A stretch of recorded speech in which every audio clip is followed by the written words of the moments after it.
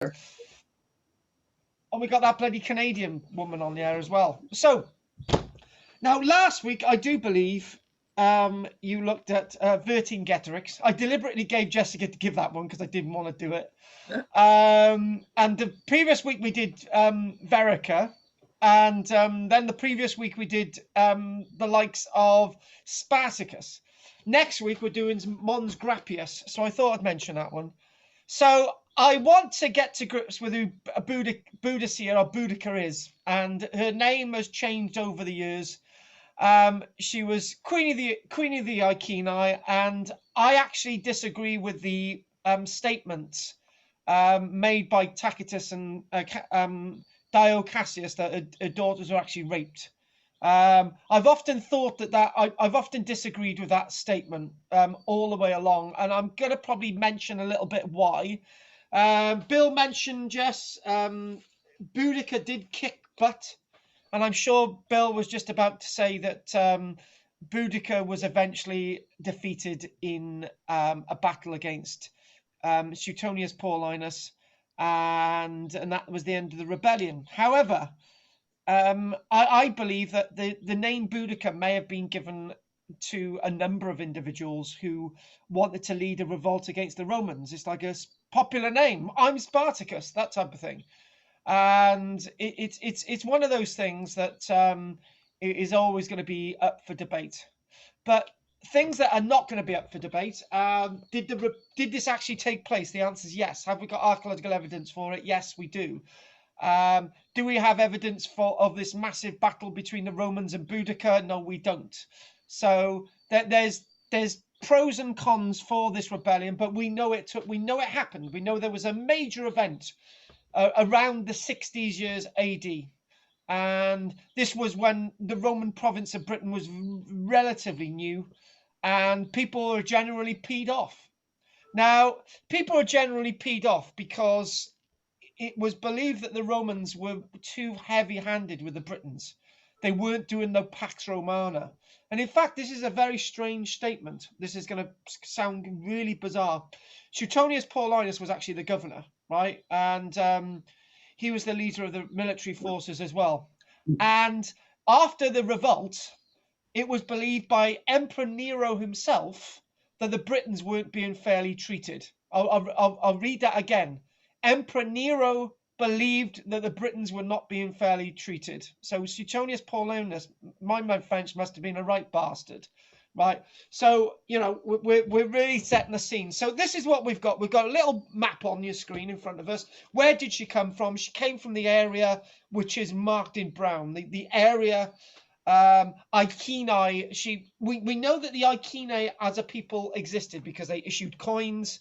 We know that there's lots of writing about, well, when I say lots of writing about them in history, there's about a page of Roman writing about them, more than there's a page of any other tribal people in Britain. So all that put together, we know they existed. We know they had coins. We know Bill mentioned Prasutagus, who was in fact wonderful Boudicca's wife, husband. There you go. Maybe they were cross-dressers.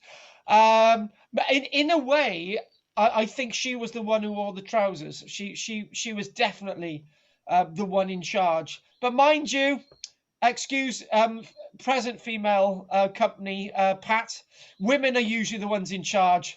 I know, for example, in Richard's life, Pauline takes all his money and spends it. Bill probably had that experience as well. And in my experience, women are definitely the ones who are the dominant beings in British society. And there's no reason why she couldn't have been this great warrior as well. And usually she's one of the great first female warriors in history, ahead of the likes of Joan of Arc and Catherine the Great of Russia, and even Queen Victoria, if you want to call her a warrior, even Elizabeth I. However, that's not exactly the truest statement. We've got in history females as being very important in society, in Etruscan society, hundreds of years before Boudica. We've got the legends of the Amazons that we hear about in the works of Greek writers, the likes of Herodotus and the likes of Plato as well. so you know, she's this great female figure, but she's not the first, and she won't be the last. Now, a nice little plan here. This keeps it really simple. And if Bill hadn't opened his big gob earlier on and given us all the information, right, this plan would make a little bit more sense. So everything happened within the throes of a moment. Probably it's we don't exactly know the turn of events. Was it whether it was AD 60 or AD 61? But the rebellion was probably lasted in the case of about 8 months or something like that, as long as supplies lasted. Now, the other thing as well is, did Boudica have a band of hundreds of thousands of warriors with her? The answer is probably not. Because if you've got a load of people marching with you, you've got to feed them, right? You've got to feed hundreds of thousands of people, and it's not viable. There weren't Tesco's around back then, and there weren't Lidl's and Aldi's and all the rest of it pumped full of food. Whatever rebellion size that she had, it was manageable. It was a group of people who were managed to do the damage that was needed. And I got to be honest with you, if she had 40,000 people with her, that would have been enough. And that's all you need. You know, that's all she would have needed to have done the damage against the Romans and the Roman cities and the Roman armies that she needed to, or her and her cohorts needed to. I'm referring to her as a singular person. And being that she was here, there, and everywhere, and she managed to sort of sack Camalodunum, Londinium, Verillanium, defeat elements of the Roman legion, the 9th Hispanic legion, go against the legions of the likes of Suetonius Paulinus at the Battle of Watlin Street, if we can actually find the location. I'm not saying that the Battle of Watlin Street didn't take place, but what I am saying, we don't really know where it was. And whether the Battle of Watlin Street was needed. And what I mean by that is that by the time they got to Verillanium, it was likely that you can see the little map there that they come from Norfolk, they whip down to Camalodunum, Colchester, they whip all the way into London, and they go all the way to Verillanium. And you're thinking, well, probably at that stage, everyone would have had wagon loads of food and supplies and everything that they ever needed. And being the people that I probably might think these people were, they may have all sort of said, right, we've done our little bit of battling, let's go home. Right, and that may have been the end of the rebellion. Whether there was this great battle, we don't know. But Suetonius Paulinus had to write home and said he did something. And you know, that's an interesting point. Do you know what, right, Bill? Do you know, I've shown illustration after illustration about this rebellion, right? And there's one image today that they actually got it right. And I might spend ages on it. And mind you, if I can get through all these slides, because I just went overboard putting these slides together. But I've got one image today that really portrays what happened in Colchester. Really, really portrays it. And it isn't a burning temple associated with Claudius either. So we'll come on to that. We'll see where that goes. So let's give you a few key facts, right? Now, we've already given a load of key facts. This wonderful lady in front of us. Let's see what information we can get about this wonderful lady. Now, Boudica, or Boudicca, or Boudica, or Buddug in the Welsh language. There's a number of different spellings. The one that people used to like to use is not Boudica, Boudica.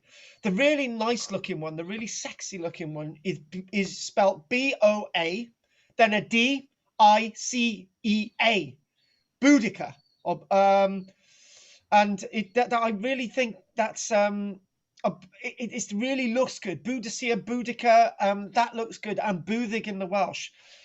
She was a queen, and Bill mentioned about this thing that Prasutagus. What happened was her husband Prasutagus had an agreement with Rome, and the agreement with Rome basically said, right, we'll leave you alone, you leave us alone, right? You trade and you have a bit of Pax Romana. We'll leave you there in Norfolk way, right? Everything's going to be fine. And the agreement is, on your death, half of the kingdom comes to Rome, and the rest of the kingdom remains an independent state within the Roman world. But there was a problem with that. That rule only held if the next of kin is for example, male. Prasutagus and Boudica didn't have any male heirs, right? They had 2 daughters. So for Rome to have actually gone along with that agreement, it would have been tantamount to being diabolical, right? The agreement was that there had to be a male heir. There wasn't a male heir. So in other words, the Romans didn't actually break the contract. It was Prasutagus and Boudica who actually broke the contract. When Prasutagus died, there was no male heir, so that Rome had every right to take the territory. Anyway, that's doing it from a very pro-Roman way. I'm not doing it from most people do it from a pro-British way. I'm doing it from a pro-Roman way. And then you get this thing that's written down. Here we go. That the 2 daughters were flogged and raped, as described by Tacitus. And I've been thinking about this and thinking, well, I didn't want to go into detail with this today, but it's going to be very difficult to rape somebody with other people around, and whether the rapes actually took place, and then suddenly the daughters of Boudica never occur back in history again.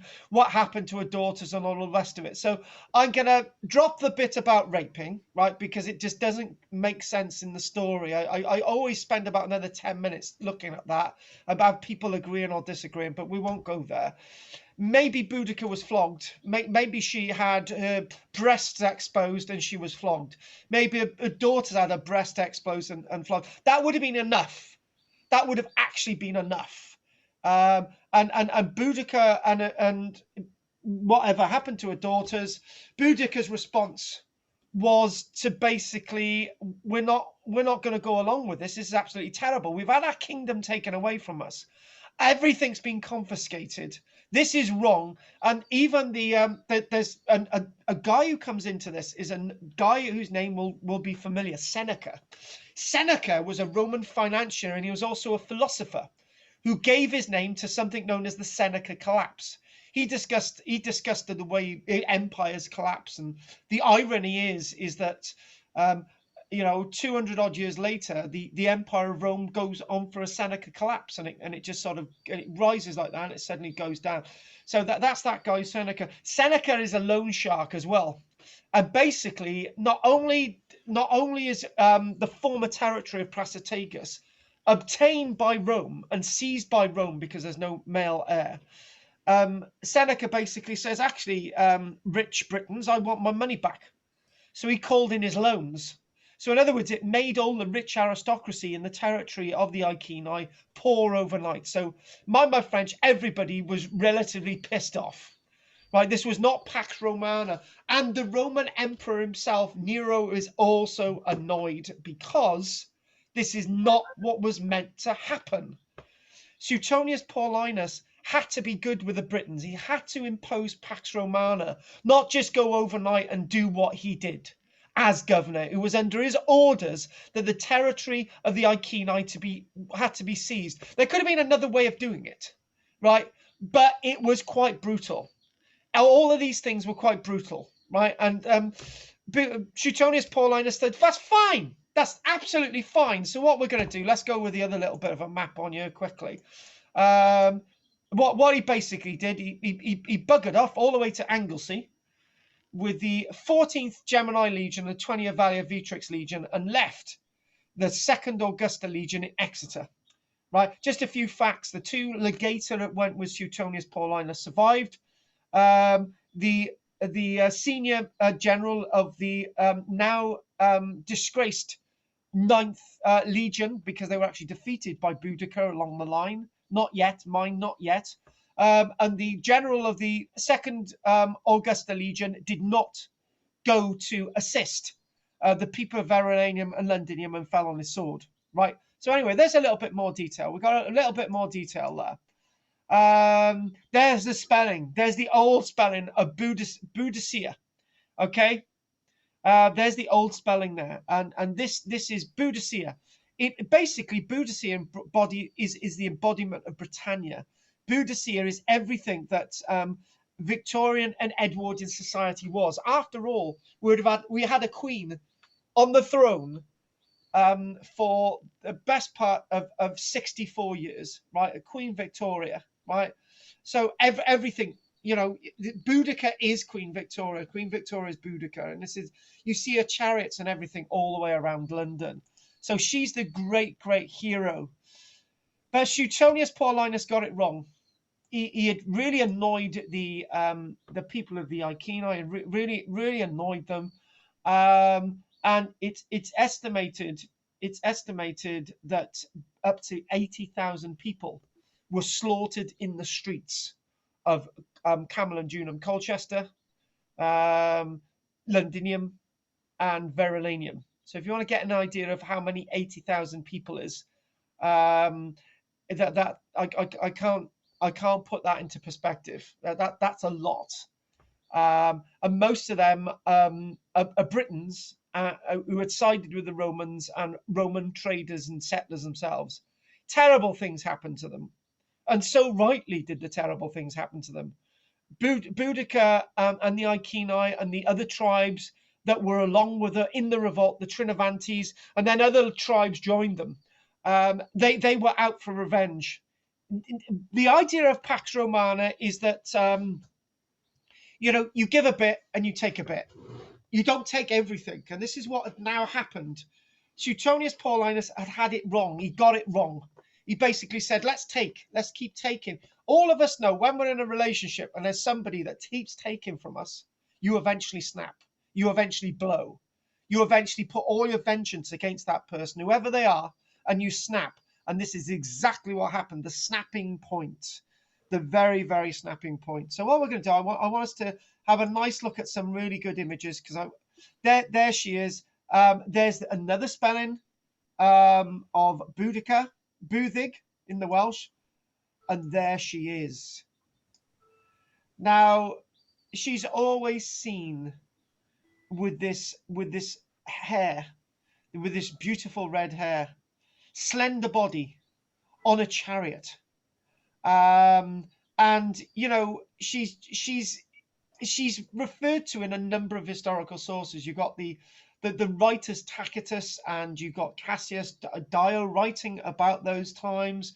Later on, you've got the likes of Agricola writing about Boudicca in around AD 98. And Tacitus, the Roman writer, and Cassius Dio incorporate fictitious speeches by Boudica in their work. These types of is apparently she would stood on a chariot and she basically rallied everybody. She said, "Look, let's destroy Rome and kick Rome out of the country." And actually, she nearly did it, because Nero was actually planning to withdraw the Roman military from Britain, because he'd already lost basically a legion. He had lost 3 major cities, right? All these reports going back, the Second Augustus Legion was too scared to go against Boudica. Suetonius Paulinus was left with about 20,000 men and whatever he could put together to fight against this rebellious free woman, the bravery of this free woman.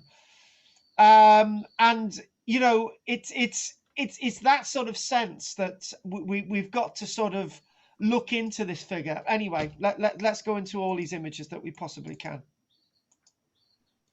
She's basically portrayed over and over again. This is a Victorian piece of work. John Opie's painting, haranguing the Britons. Come on, let's do something. And there are her beautiful daughters. There she is wearing the silks and the helmet of Britannia. She, in other words, Boudicca is in fact Arminius of the Germans. So Arminius of the Germans in AD 9 defeats Vericca, and then Arminius, the one who defeated Vericca, is then portrayed in history as Hermann of the Germans. This woman, Boudicca, is then seen in history as the Britannia of the Britons, because she's the one who stood up. And interesting enough, the very interesting thing is that I think anyone talking about Boudicca misses is that then the Romans used Boudica. The Romans themselves unite around the legend of Boudica. It's their idea of Pax Romana. Okay, a woman defeated us. Now we're going to embody the ideas of this woman. She's going to become Britannia, and she's going to be what represents Rome on our coinage and what represents Rome for the rest of history. It's the idea of Pax Romana. If you can't beat them boys, join them. So it was the Romans were a civilization of two-faced people. If you can't beat them, join them, and that's exactly what they did. They used the British power to be the British, and that is the sense of the ideas of Pax Romana. So this is I like this illustration, but not as nicely as I like one illustration actually coming up. So what you can see Boudica on a typical shield, a typical long shield. But I need to say one quick point, right? One quick point. At this point, folks, the chariot was ancient history. It's very likely that very few Britons would have had a chariot at this stage. In fact, the chariot as a weapon of war had long since been dismissed in history by the Romans as history. And it's very unlikely there would have been many chariots around at that stage. But if there were, they were converted wagons. But the main thing is, the main thing what you do see is this guy here. That individual in the picture. And I like it when people do little bits of illustrations that seem to get things the way I want them to be. This guy here, what he's doing, he's actually wearing Roman military gear, because by the time that the Romans by the time that the people within this mob got to London, Boudicca's army would have been armed with about 10,000 Roman uniforms and helmets. At that point, there were about 10,000 Roman military dead. So they would have taken their armor. When I say Roman military dead, you know, veterans and auxiliaries and all the rest of it. So this is what's going on. And some Roman military did try and resist before Suetonius Paulinus got there. But the ones that did were faced with odds greater than what the British faced at Islandowana, and with more or less the same weapons. So obviously the British army at Islandowana, 1,600 British and Allied soldiers wiped out Islandowana, facing off 20 to 40,000 Zulu, right?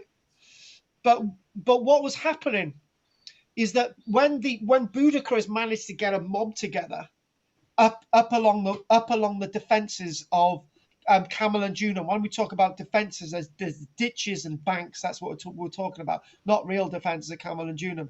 There were probably about 1,000 odd Roman veterans and soldiers facing off this horde of 40,000. So you can imagine the odds are far greater of losing than the British army lost at Islandowana. It is far greater. So obviously there's lots, and the other thing as well is the use of the horse. The Romans weren't great on horseback, and if these people could wield horses in battle, that would have been a great plus. So what we do actually find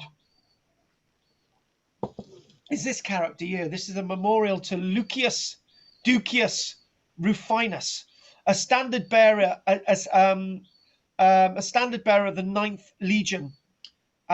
This is actually in the York Museum. This individual represents the Legion of the 9th, and he was probably killed in this campaign. This signifer, this standard bearer. Again, the 9th Legion buggered off back to Lindum, and then managed to eventually get all the way up to York. But the fact of the matter is, what we're talking about is this is a representation of a Roman soldier and the death of a Roman soldier. I know I said it probably from that campaign, Bruce, probably from a little bit later, actually. So looking at this plan, very, very complicated plan. rather interesting. So what we've got is you've got the Iceni, yeah, and what we do find is that you've got Camelundunum Colchester. Now, the usual story I tell is that the Iceni reached Colchester first. So let's just put a few let's put a few of these on here, okay? The Iceni managed to get to Colchester first, and then they started marching towards Chelmsford. And then what happened? They were met by elements of the 9th Legion. Right, on this map, it actually shows the Iceni intercept the 9th Legion before actually getting to Colchester. I don't go with that chain of events. And the reason why I don't go with that chain of events, the Romans would have only known about the rebellion if they had hit Colchester first. So that's what we're going to do. But we do know about the destruction of the 9th Legion wherever it happened, right? That's fact. What happened to the 9th Legion was all but it was wiped out. And the cavalry ran away with the general. And that's what happened. The foot soldiers were just left on the battlefield, slaughtered. And that was after Colchester. That's what I always say. And then when the people of London found out about this, it was bugger. Let's get on the boats and get out of here. Right. Those that couldn't get on the boats were slaughtered when the army of Boudica actually managed to get to Londinium. This is all happening over a few weeks, actually. And when I say the rebellion lasted up to 8 months, maybe that's a slight exaggeration. And I didn't really explain why I wanted to see the rebellion lasting a shorter period of time than 2 or 3 years. And the reason why, you're not going to be able to feed these people. It's likely that this rebellion may have happened after harvest or before harvest. And if it happened before harvest, these men would want to get home to bring the harvest in. So there's all these little factors, and it's the same as well when we're looking at the likes of likes of King Harold, when he defeats the invading armies at Stamford Bridge. It was at the 26th of September in 1066. Those men had only just been brought in from harvesting their crops. So you don't fight when you've got a harvest. So this is why I'm saying the rebellion was probably a lot shorter lived than. And the other thing is, if you haven't harvested your crops, you're not going to have anything to eat. That's it. These people lived a hand-to-mouth living. You didn't have massive reserves of food to feed these people. And they weren't stupid. And nor was Boudica.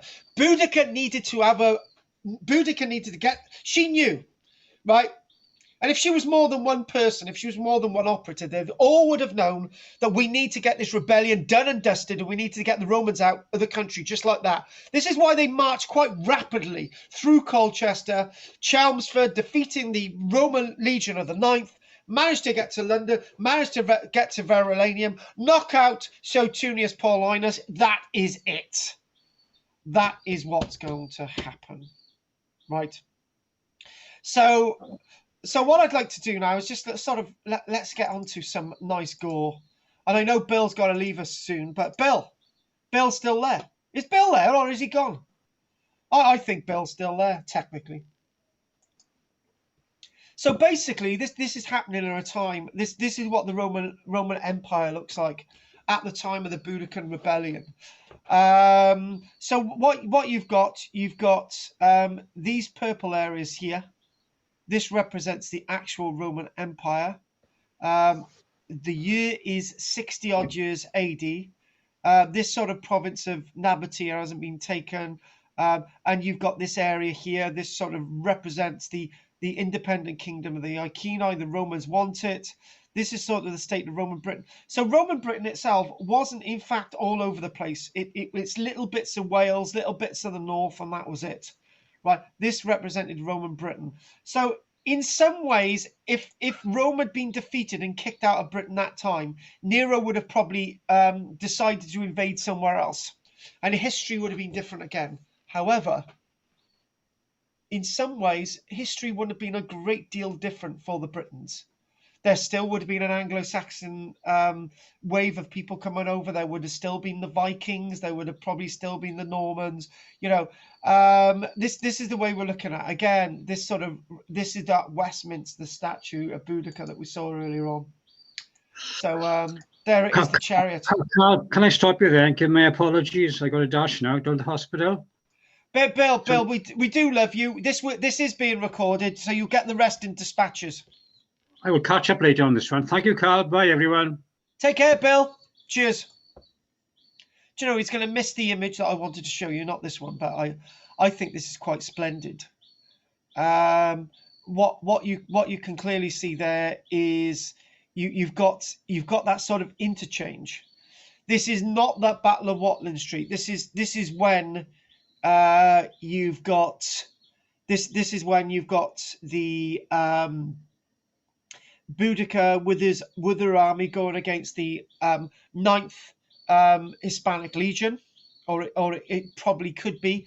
And there you can see that's a boar of a Roman standard, and you've got associated with it 2 heads of ex-Roman, now deceased soldiers. So I think this is a really nice representation of that sort of standoff. And unfortunately, the person who actually put this illustration together did a Purcell Brigade illustration where there doesn't seem to be much blood and there doesn't seem to be many wounds and all the rest of it. But that gives you the sort of menace that these soldiers were actually up against. It was probably, the Romans probably believed that this would have been a walkover. They probably sat back and they thought, right, there's 4,000 of us, we can take on. And then they thought, oh my God, this is a lot more than we can cope with. So if say, for example, 1 Roman soldier fell, they would have to kill the equivalent of 40 of the enemy to be equal. So it's not an equal fight. And the Romans would have eventually been overrun. This is what Suetonius Paulinus was worried about. And this is what Nero was sat down thinking, hang on a minute. Nero was thinking, I know Nero is portrayed as an idiot and he played on his fiddle and Rome burnt and all the bloody rest of it. And he went to games and he was this special person. But Nero, at the end of the day, was a Roman emperor. And all the reports going back were that these people have actually defeated a Roman army. They have defeated the best. Am I going to withdraw my army before more damage is done? That's what they were thinking. That's what it may have been a sensible move. Now, this is actually an illustration by an artist known as Alan Sorrell. And Alan Sorrell used to be the illustrator, the one who would illustrate the times. And I do believe this is actually representing the sacking of London. And you can see, and what we're told is that supporters of the Roman administration were actually being hung, were having their clothes removed, and you can see that woman there. They're just about to scalp her. That woman in the scene. You can see the terrible events that are unfolding. This is probably the sacking of Rome. Not sacking of Rome, sacking of Londinium, sacking of the Roman city itself of London. Some of these individuals decided to stay behind, and they thought, oh, we're actually Britons. We're going to be okay.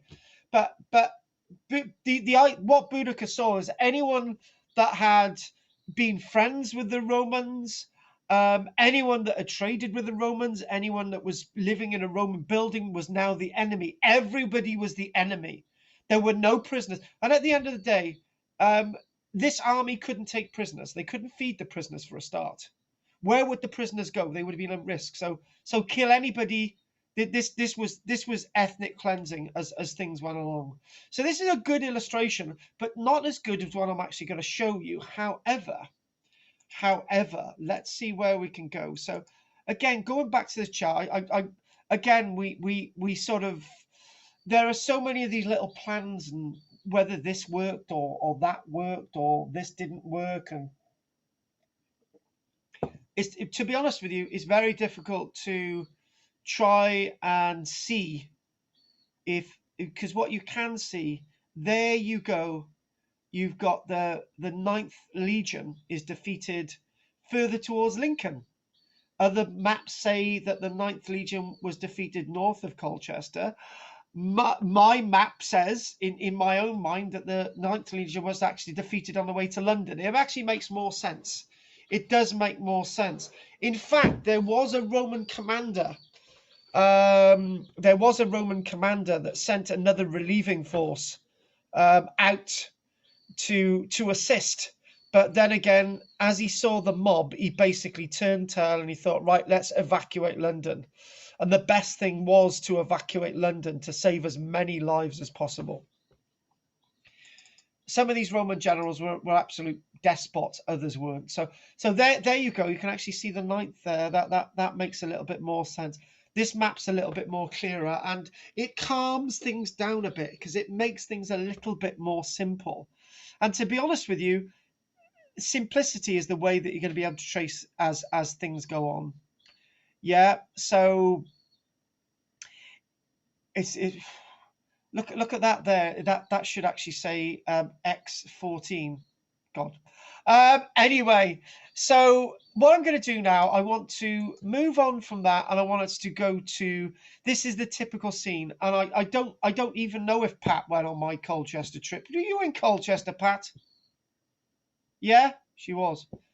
And in Colchester, they always show this illustration of when the temple of Claudius at Colchester was surrounded, and the citizens and the those that were trying to defend the city managed to herd themselves into the temple to try and defend themselves against this great onslaught, hoping that the Roman army would come to relieve them. But the Roman army never ever turned up. It was defeated itself. And I don't really know if the temple, and I don't think this has been made really clear, whether the temple of Claudius was actually fully rebuilt. It was definitely stood at one stage. It stood until about AD 60, and then it was burnt down. Whether it was the former glory as it had been, or it was left as a memorial, I don't really know. But I do like this. It sort of gives some dramatic license. And what's said at this point is that those that were trying to defend Colchester could see what was going on. They had no real defences. There were no walls around Colchester. If there was a wall around Colchester, it would have stopped the rebellion. That would have been it. A solid stone wall would have stopped the rebellion. They could have manned the wall with all the civilians and everything on the walls. They could have stopped the rebellion. But there wasn't a stone wall around Colchester. What there was a bank and a ditch around Colchester. Are you still awake, Richard? I thought he fell asleep. Richard, you can't fall asleep. I've only got 2 people here. God, you're muted. Yeah, he's muted. You weren't falling asleep then, Richard. Please tell me you weren't falling asleep. I think so. Oh, you look like... I mind this time of the day. What's that? I said I quite often do it this time of the day. Oh, it's good to have an afternoon nap, isn't it? Anyway, back. What I was saying is that the defenders at the temple itself, they could hear that. They could hear the cries of people in the streets, and they thought, right, we've got to make a last defense. We can't get out the city. There's no way out now. We're surrounded. So they decided to make a last ditch defense.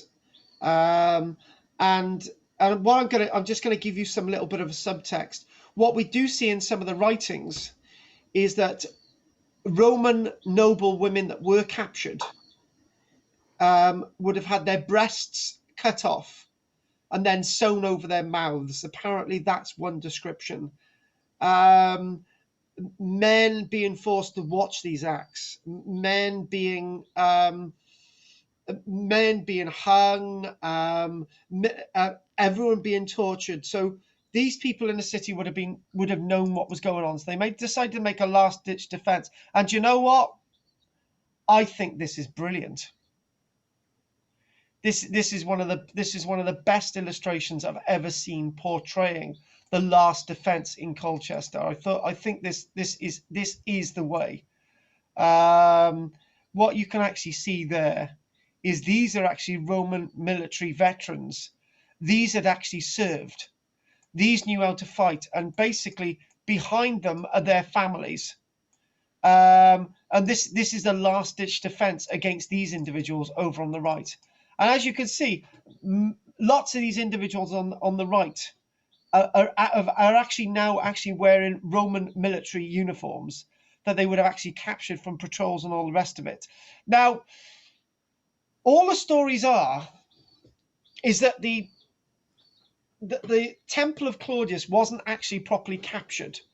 They didn't actually surround it and go in there one by one killing everybody. Instead, they set light to the temple.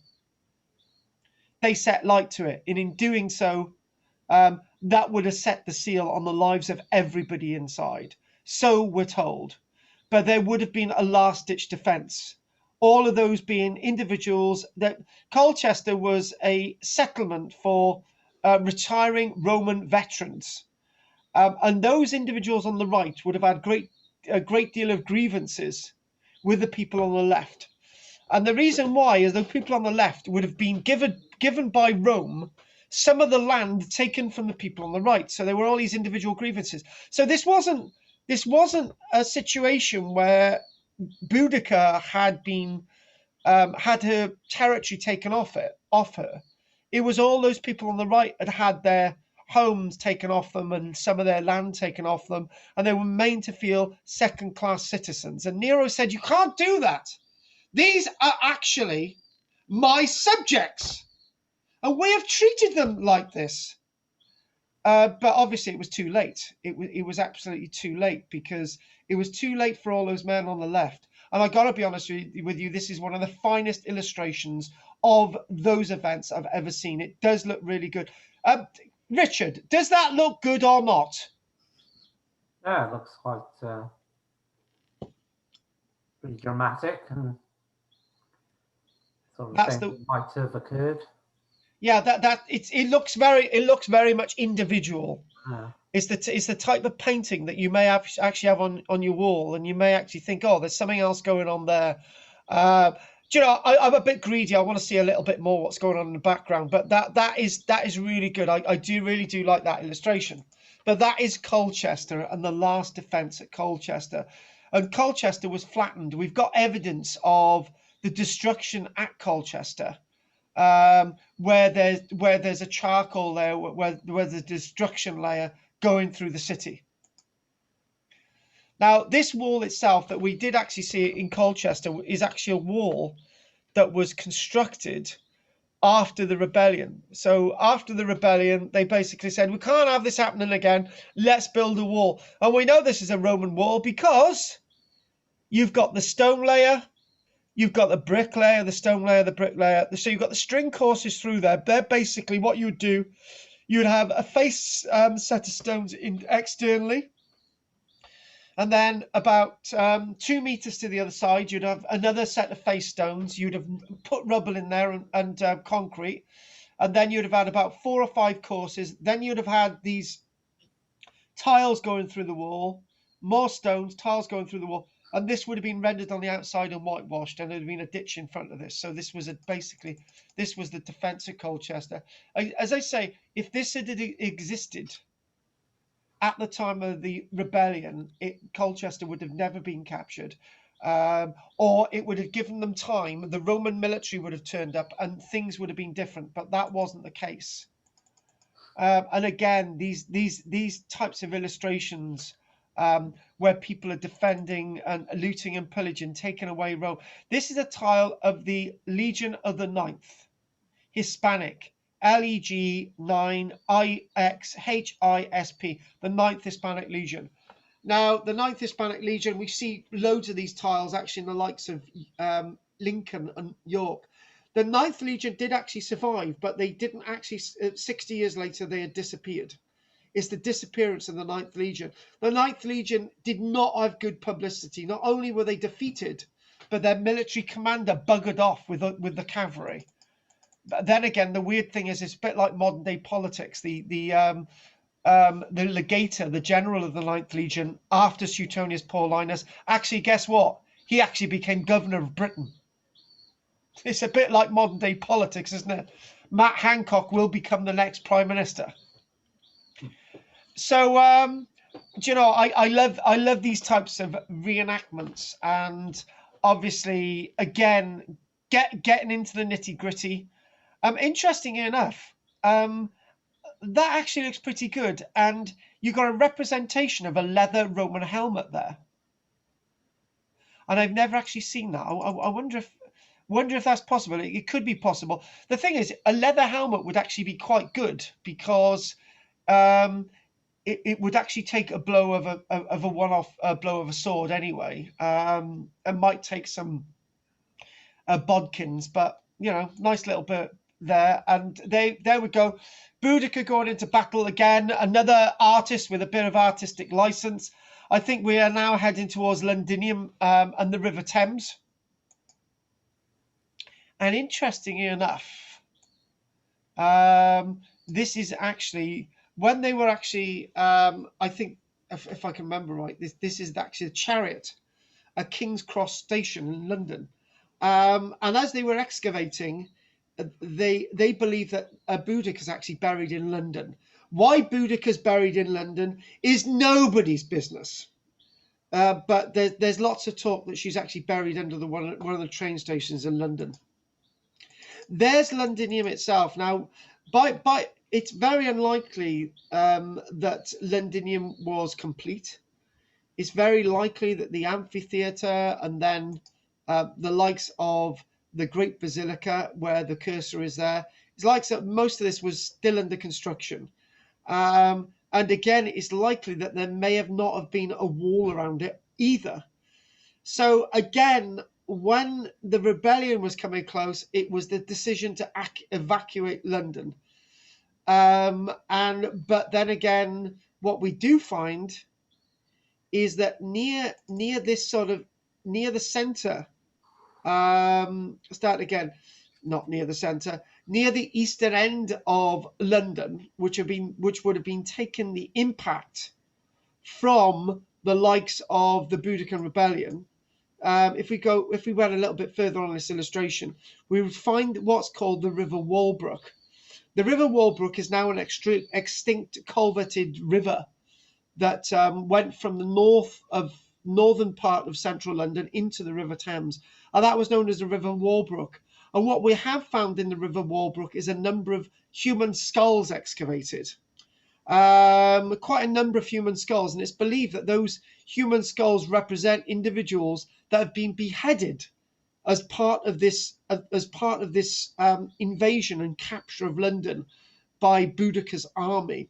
However, we don't know anything more than that, because it's debated whether those skulls do actually represent victims of these events. You know, it's debated. But the other thing across London as well is there's something known as terra preta. There's a black earth layer across London, and we do believe that that black earth layer is associated with this rebellion. So obviously, as the buildings are being burned and everything's being ripped down, this black earth layer has been created inevitably across large tracts of London.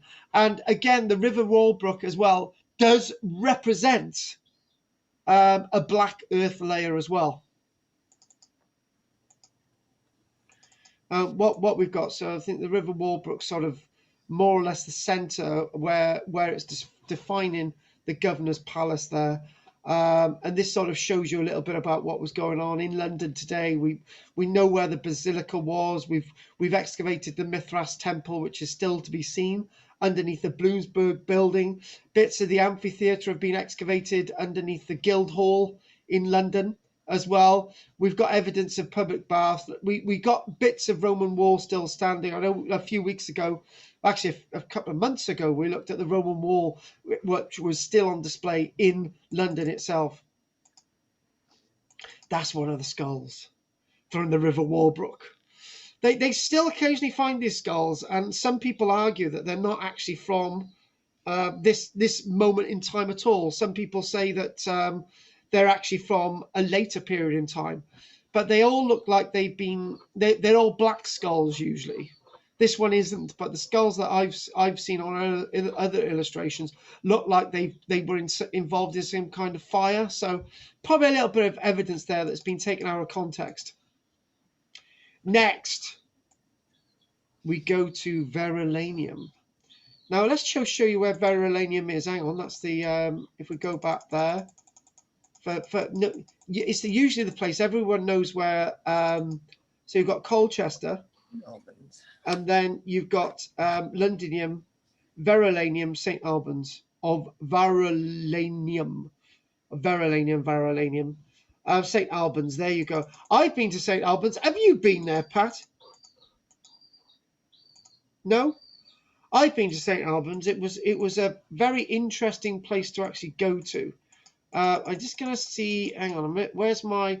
St Albans is actually known for its theatre, and strangely enough, I went through my slides then, and I couldn't actually see the theatre at St Albans. So let's just sort of see if I can get that image of the theatre at St Albans. So, St Albans Roman Theatre. Let's just sort of show you that. Oh, there it is. This is an aerial view. And we'll put this on the screen you share. Good. That's the theatre at St Albans. Great, isn't it? The theatre at St Albans, it's very likely that maybe this theatre was actually standing at that time. Because it's quite an early form of theatre that is probably associated with the earlier periods of the Romans being in Britain. But after London had been sacked and burnt, what we then find is Verillanium. There was nothing stopping Boudica, this army, and at this point it was well provisioned, well armed, and it was likely at that point that most people actually thought that the end was nigh. This was the end of the Roman province. Nothing like this had ever been seen in British history. You know, this was an event. You know, nothing this disastrous. If the Germans had invaded in the Second World War, it would have not been as bad as what happened in this rebellion.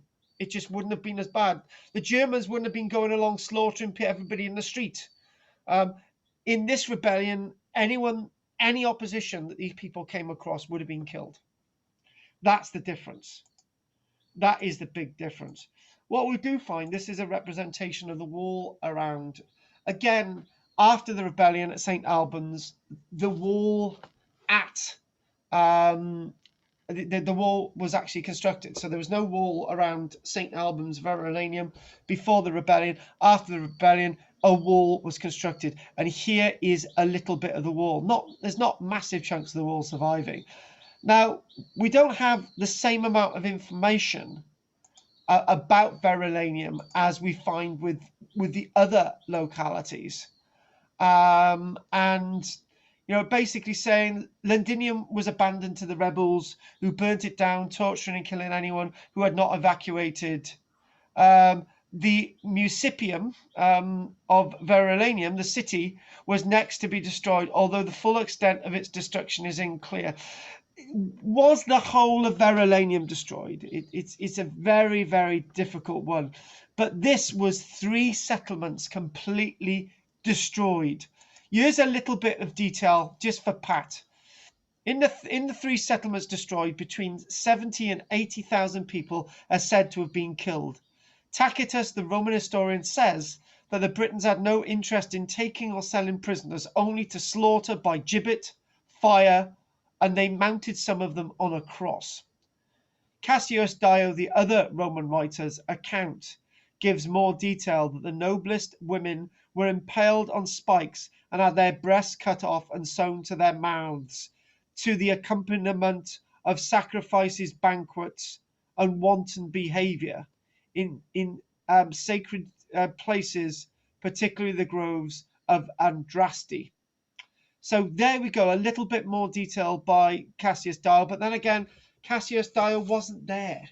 So it might have been a little bit of Roman propaganda. Now, the last one we need to go with is the Battle of Watlin Street. Now, basically, whether there was a big battle, whether the rebellion had sort of ceased to be the rebellion, and I'm just going to show you, there it is, the Battle of Watlin Street. Battle, X marks the spot. Now, some people actually believe it was closer towards St. Albans. Some people think it was a little bit further over to the east. It may have actually been further towards the centre of Birmingham. We don't know. Others believe it was smack bang in a modern Birmingham, you know. We don't really know. But anyway, let's go with a little last bit of the story. And then, amazing enough, this has been quite comprehensive today. We're more or less at the end. So this is Suetonius Paulinus. It's said that Suetonius Paulinus gathered his men in a grove, and that grove protected him with trees behind, and then Boudicca had warriors, and they attacked, and Boudicca was losing so many warriors that when the warriors retreated, they couldn't get away, you know, that type of thing. But what I'll do, I'll give you a little bit of the detail, right? So the location of the defeat, right? So here we go. The location of Boudicca's defeat is unknown.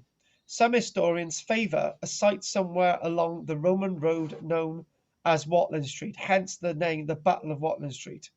Some suggest it happened near in Leicestershire, on the junction of Watlin Street and another Roman road known as the Fosse Way. Interesting, which would have allowed the second Augusta, based at Exeter, to rendezvous with the rest of Suetonius Paulinus.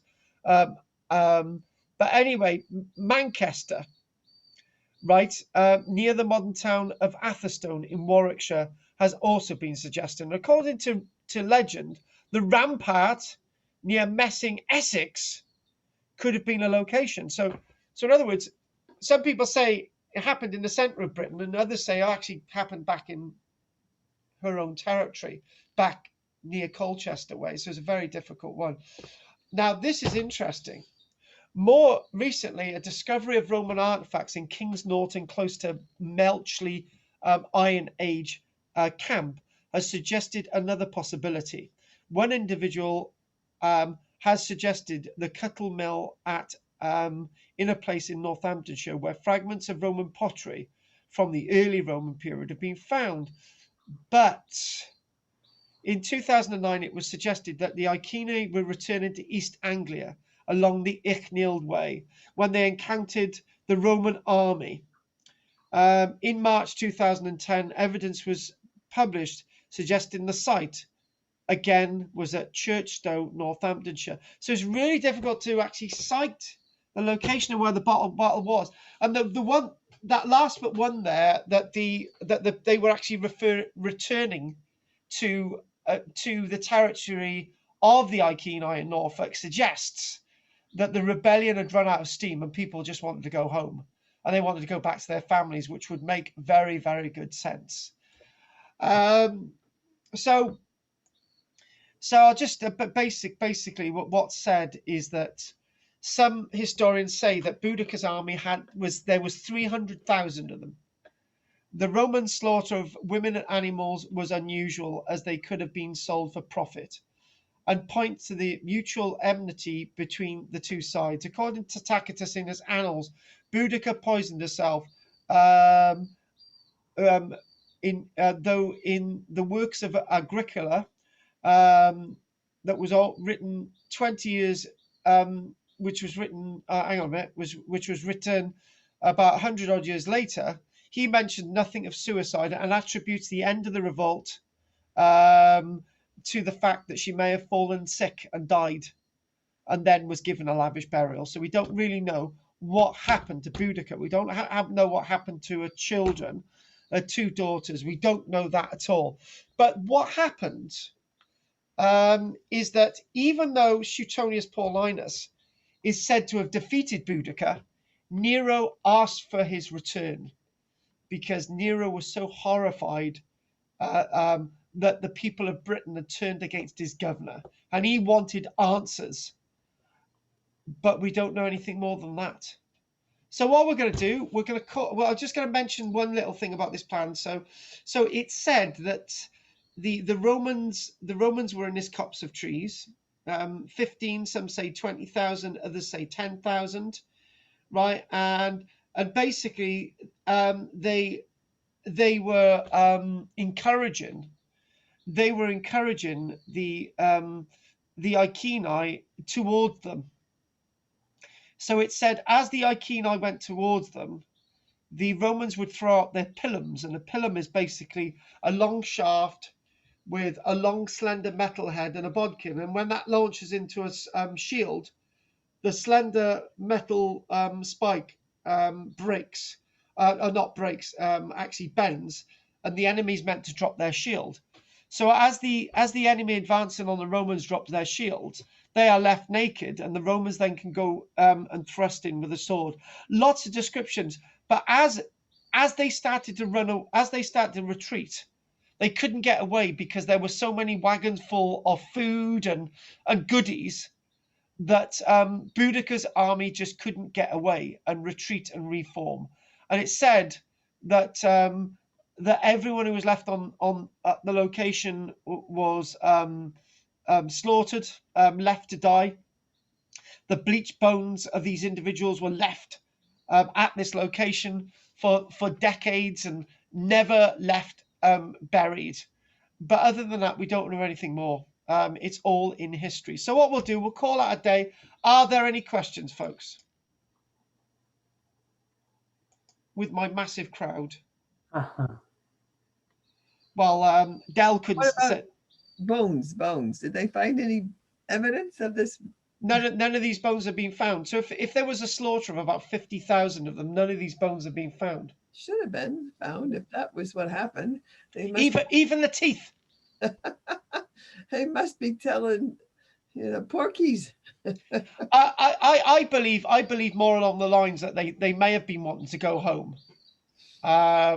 Because at the end of the day, it would be like, we've done everything we need to do. Let's just go home. And it's likely that they may have been caught on the hop, but I don't think there would have been these hundreds of thousands of warriors.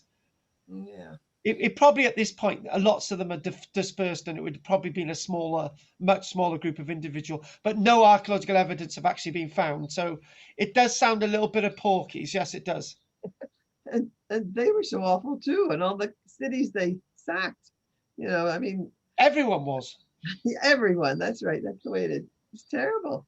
Exactly. Horrendous. Yeah. Grotesque. Exactly. Yeah. It's not good. Terrible stuff.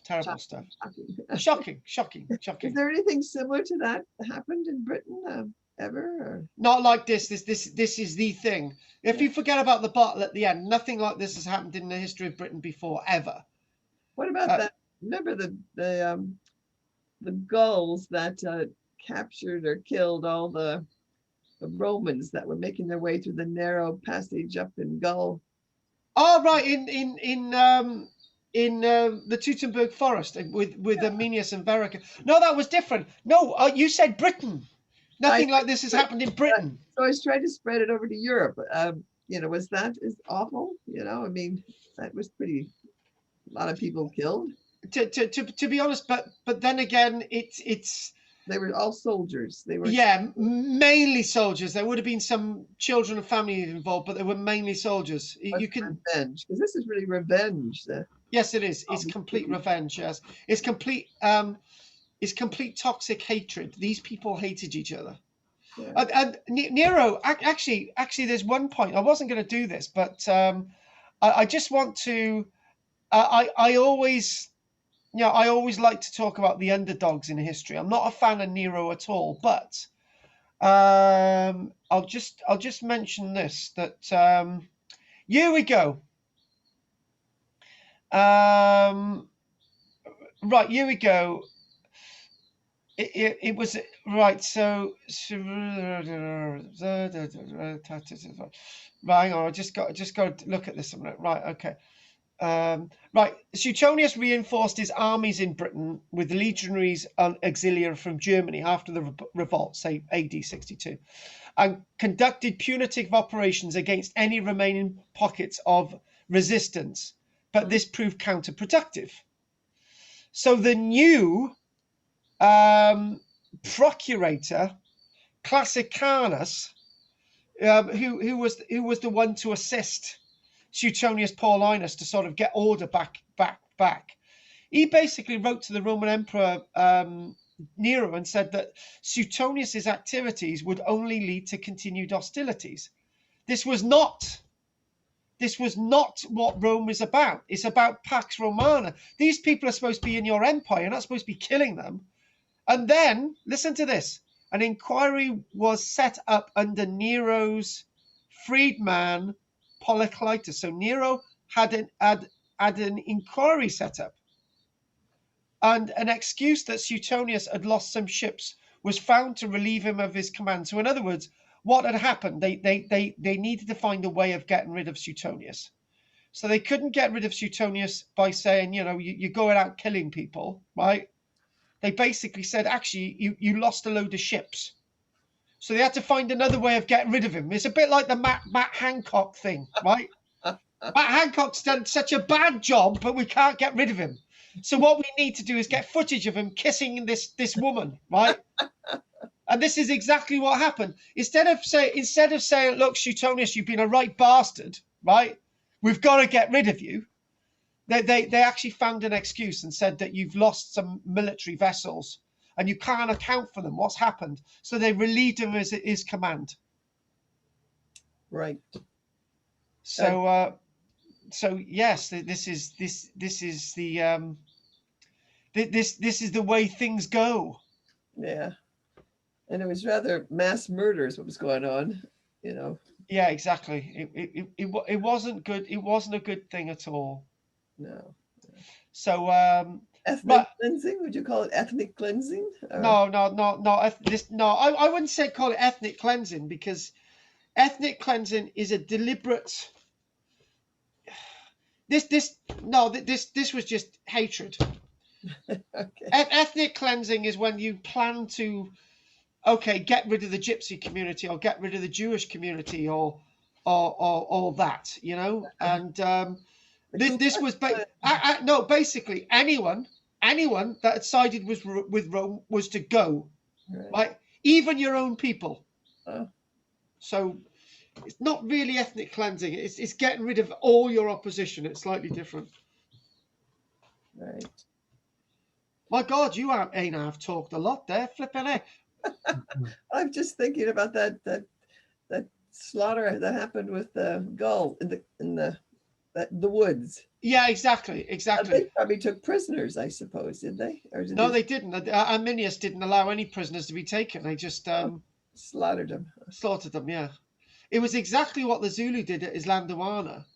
Yeah. Out of the British Army of Islandowana, I think 28 soldiers survived out of 1,600. I don't think that's 1%, is it? If I'm working out my maths, it's pretty zero. Yeah, but I mean the Zulus left. At least they didn't kill them all. Yeah,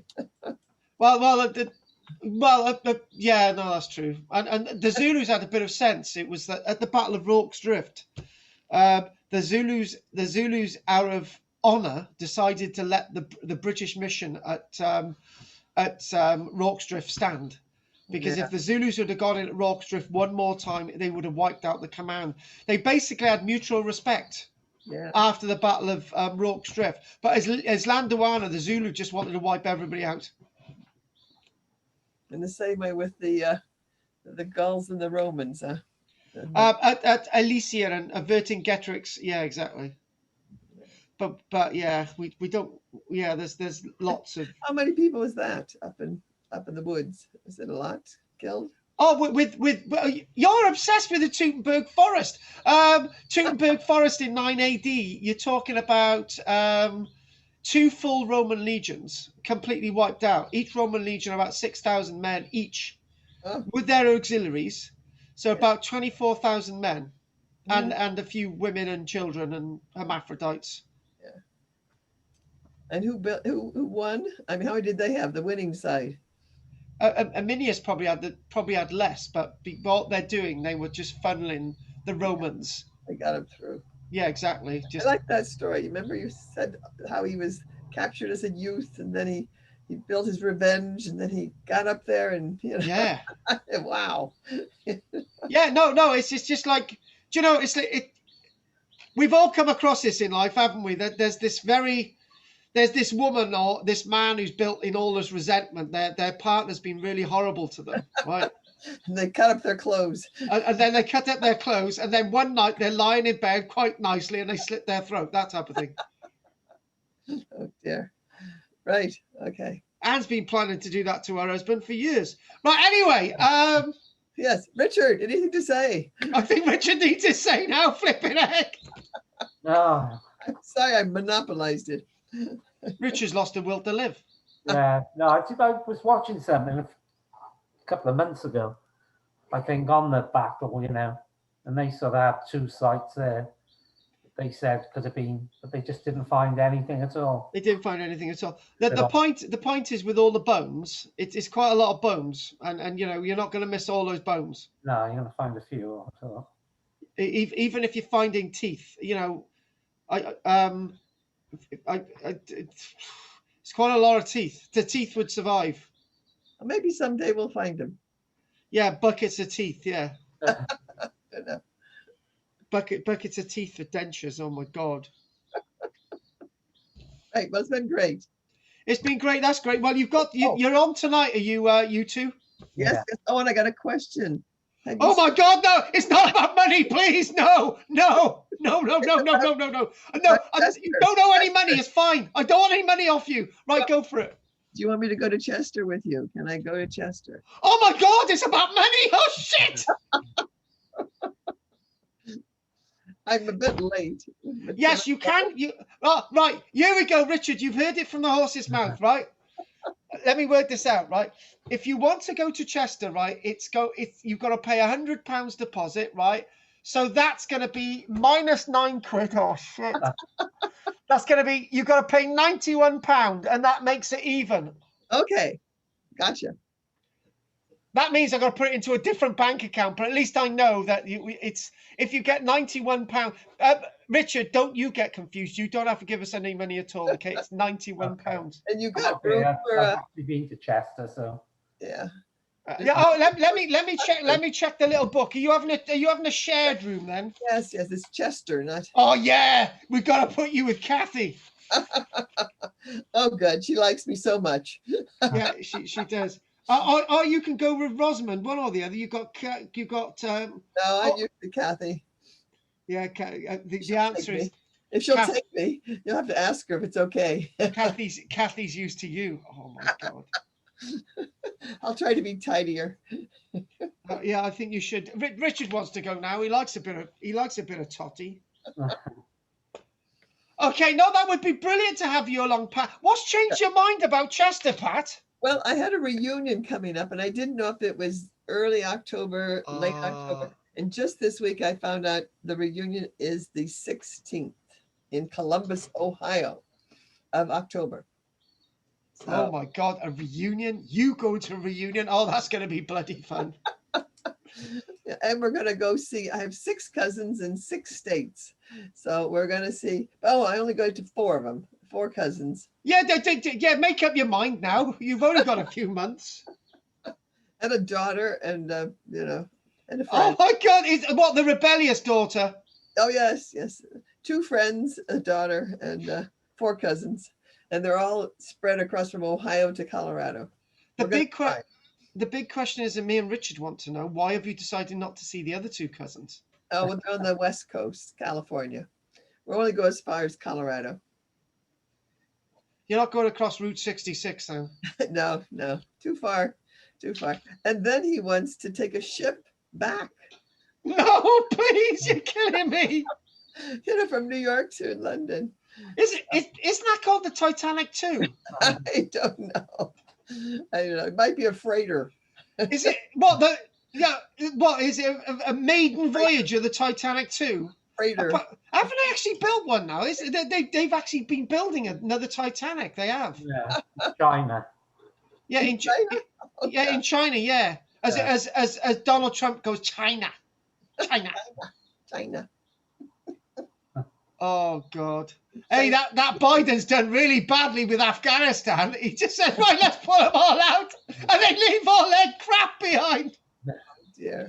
Do you know? Don't they actually say? Don't they? This is a good joke. Don't they actually say when you go to foreign countries, you take all your rubbish home with you?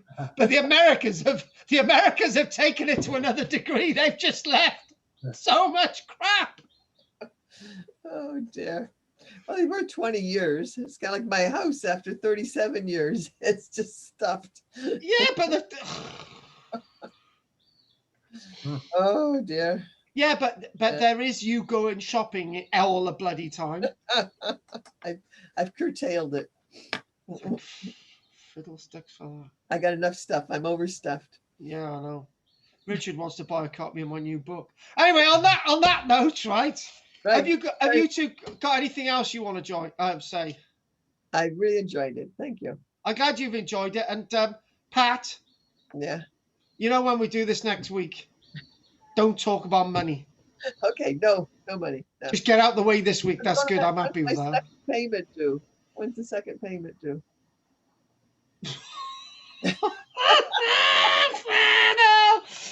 Right.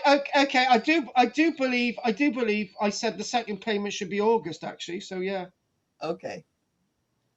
I'll put that in now. Second. Okay. So it's the first one, and then the second one, and then the third one. Yeah. Yeah. Okay. Yeah. I'll Gotcha. do. I Make won't sure- say anything about money next week. Yeah. Make sure you get the monies right as well. I don't want any 9 quids again. Right.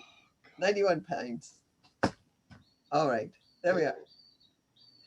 Okay, Pat. Okay. Have you finished now, Pat and Richard? Yeah, Yeah. yeah, we're all sorted. Well, Okay. Anyway, many thanks for joining me today, and I will see you, Richard. I'll see you Friday, and I will see you, Pat, next week. Okay. Right. Thank you. And Jessica will see you tonight. Take care. Bye. Bye. Bye. Bye. Bye. Bye. Take Bye. care. Bye. Oh God. Money. Oh my God, that was really complicated money-wise. I do believe I got a few watchers there by myself. If there's anything you'd like to ask about Boudica before we go, I'd be very, very delighted for you to ask any questions. And yeah, that's just been a very, very deep topic today. The topic of Boudicca is one of those endless stories that you can go on and on and on about. So anyone who actually wants to join our classes, I'm just going to actually put this on the screen. And you know what I might actually do is actually go for a little lie down after this because I'm so knackered. Oh God, I got the long-term COVID thing, and you just put lots of energy into stuff and you just wear yourself out completely. So anyway, thank you very much for watching, everybody. Those of you on YouTube, it's been great. I will be having this live screening next week, so I'll just put the times on for live streaming. So it'll be here roughly about 1:30 next week, so that's Wednesday. And if you want to join us next week, then you'd be very, very welcome. If not, I'm gonna say please like and subscribe to my channel. And thank you very much. I'm off. Thank you. Goodbye. Take care. Tata. This guy on YouTube, he goes, Tata. Bye.